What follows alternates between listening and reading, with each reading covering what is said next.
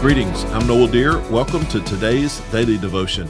I hope these next few minutes will encourage you as you seek to learn God's Word and abide with Christ.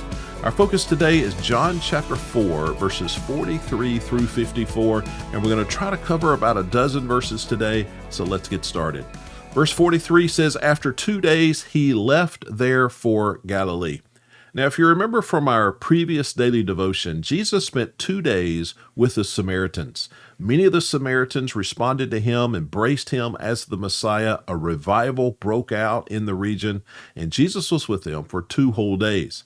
Now, Jesus' time with them has concluded, and he continues on his journey to Galilee. Verse 44.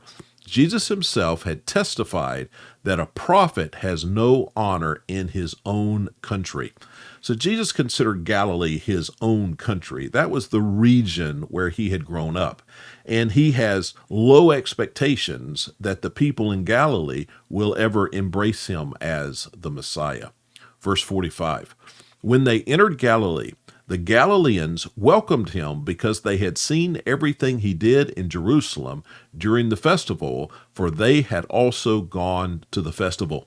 Now, this is a reference back to John 2:23. Jesus is in Jerusalem. He does some things there. He says some things there. And some from Galilee were there, and they saw that. They heard that. They took note of that. And so when Jesus returns to Galilee, they recognize him. Verse 46.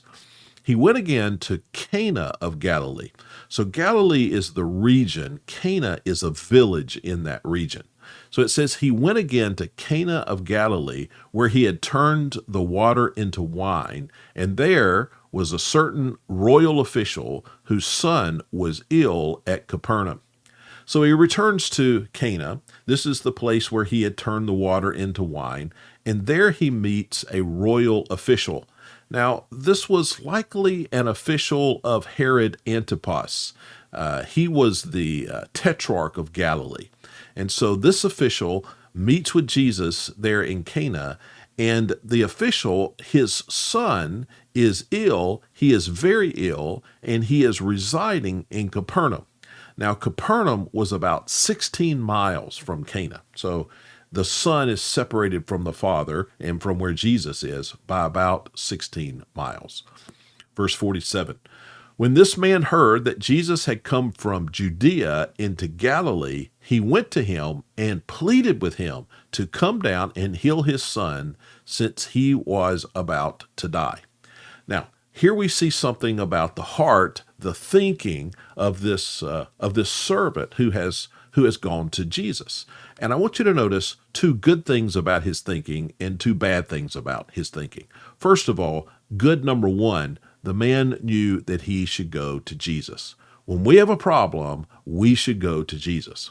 Good thing number 2, while this man, his faith was little more than a desperate hope, at least he understood that hope should be focused on Jesus. And so he goes to Jesus.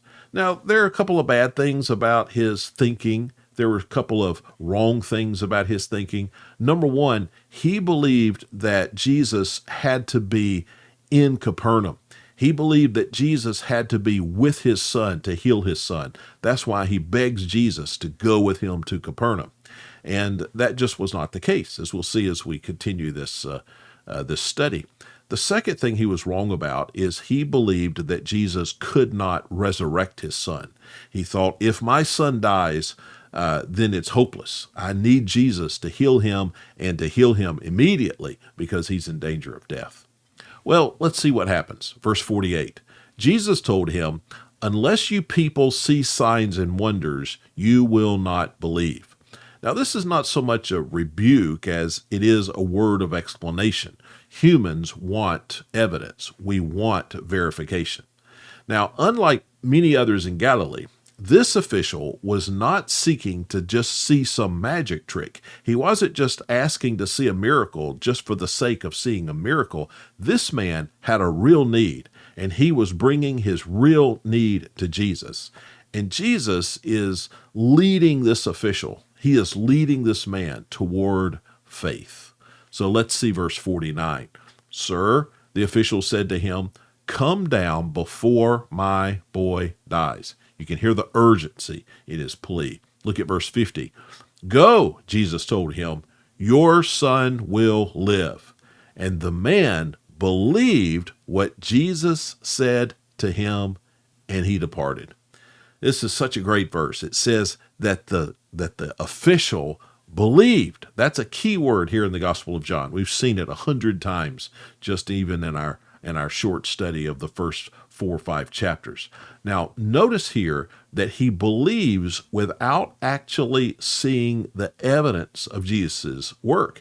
He doesn't see. He can't make a cell phone call and hear that his son is healed, but Jesus says it and he believes it. Now, this reminds me of how John concludes his gospel. In John chapter 20, verse 29, listen, Jesus said, because you have seen me, you have believed. Blessed are those who have not seen, yet believe. Now, this official did see Jesus, but he didn't see the miracle, or at least he hasn't seen it yet, and already he believes. That's the kind of belief that Jesus honors. Verse 51, while he was still going down, his servants met him, saying that the boy was alive. And so this official begins to return home to go back to Capernaum. He meets his servants on the road. They have sought him out because they wanted to give him the good news. Your son has been healed. Verse 52, he asks them, the official asks his servants, he asked them at what time he got better. When was my son healed? Yesterday at 1 p.m, the fever left him. And so they gave him the details. The father then does some calculations, and he recognizes that was the exact time that Jesus said, your son will live. He says it in verse 53. The father realized that this was the very hour at which Jesus had told him, your son will live. So he himself believed along with his whole household. Now, what effect did this discovery have on the official? Well, first of all, it says here he believed. Now, it's already told us that he believed. He had believed the previous day. Now it says he believes again. What does that mean? Well, it tells us that his belief was strengthened. This is a picture of how our faith changes and grows over time. He believed the previous day. He trusted. He had faith the previous day. Now his faith has grown and it has matured and it has strengthened. Then his growing faith affects his entire family. It says here that he believed along with his whole household. This is also a repeating pattern in the lives of those who allow their faith to grow. If you allow your faith to be strengthened, if you allow your faith to grow, it will impact those around you. I read how one Bible teacher outlined the official's faith, and I'm copying somebody, but I just thought this was a good way to see it. He began with a crisis faith. He went to Jesus because he had a crisis. And many people, that's how they come to Jesus. It starts with a crisis. And so he goes to Jesus really just looking for healing for his son. Then he has a confident faith. So once he gets the word from Jesus that Jesus has healed his son, he is confident. So it's gone from a crisis faith to a confident faith. And then on the road back to Capernaum, he has a confirmed faith when the servants come and tell him that his son has been healed, and his faith strengthens. And then he has a contagious faith, and his whole household is saved. Look at verse 54. Now, this was also the second sign Jesus performed after he came from Judea to Galilee. And so we've said that the Gospel of John is really written around 8 miracles or signs that Jesus performs, and this is number 2. These are not all the miracles that Jesus performs, but they're 8 miracles that John uses to help us understand who Jesus really is, and this is miracle number 2. If you remember the first miracle, turning water into wine, that showed the power over time, because generally it takes a long time for wine to be made. but Jesus did it in an instant. Here, he heals a boy from a distance. And so this shows his power over space. It didn't matter that the boy was 16 miles away.